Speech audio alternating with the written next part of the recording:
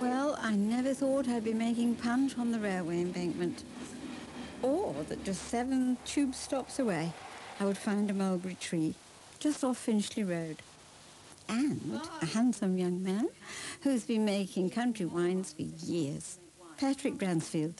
I'm making a Fino sherry type, actually, using parsnips.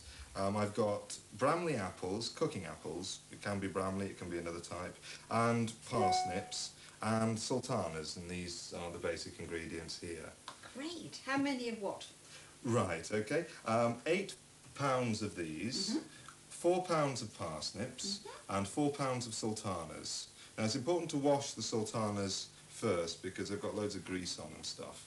And if you put that straight in there, it'll probably stop the yeast. So you wash that very thoroughly first. Topped and tailed the parsnips, chop them into large chunks, and boil them for about 5 minutes until you can just put a fork in.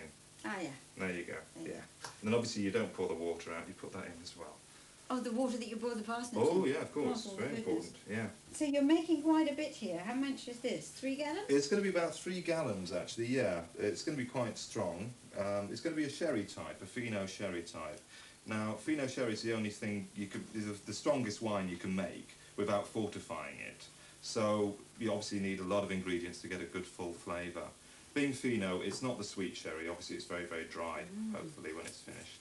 How much sugar did you put in it to start with? Right, okay. Now, what I did was I took 4 bags of sugar, which is about 6 pounds, actually a little bit less than that, to be honest, and boiled it in a pan with about 4 pints of water, so that I could make a sugar solution, of course. Poured it in here, so it will have 6 pounds of sugar to begin with, to get the yeast going on it. Then, when all that's begun to ferment down, because the sherry yeast, which is what I'm using, is a very powerful yeast. It can, you know, ferment everything. And it's got a high tolerance of alcohol, so you can actually get a very strong wine. So when it's actually down towards dryness, and I can tell that by using a hydrometer, then I'll just top a bit of more sugar in, keep the yeast working, get as much alcohol out of this as possible. How would you taste it if you hadn't got a hydrometer? How would you test it? You would just taste it? Yeah, I think it's very important, I mean, to actually taste everything you make, because if you can taste this now, and you can get an idea of the balance. Now, obviously, the more experienced winemaker can actually just take this and think, a little bit of this, you know, it's not quite acidic enough. But it's very important because it tastes revolting at this stage, and it's going to taste absolutely vile when you've actually bothered fermenting it. So how long is all this going to take? It's going to take ages. Probably, it's a bit cold at the moment, so fermenting probably about, I don't know, a couple of months, something like that. But on the pulp for all that time? Oh gosh, no, it'd be horrible. Well, no, it will be in the pulp for about 3 days. Then, you know, just to get it going really good and vigorously. Keep doing this. Mashing it in the oven. Yeah, that's it.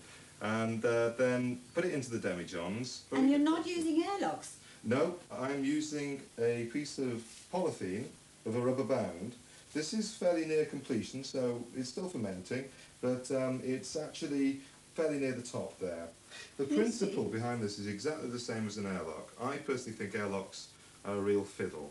And also you can end up, if you're not careful, with, you know, sort of all kinds of things getting into your airlock as well. You've got to keep them very clean, and they're very fiddly things. The principle of an airlock is to ensure that air and bugs can't get in, but CO2, gas, can get out. This is exactly the same principle. You've got a rubber band here, you've got this here, which prevents sort of bugs going in because it makes an S-bend, and it can actually get out because it can force through the rubber band, no problem. A very modern young man updating a very old-fashioned idea. After all, before airlocks, we simply used wax paper. I enjoyed that glass of Patrick's parsnip sherry.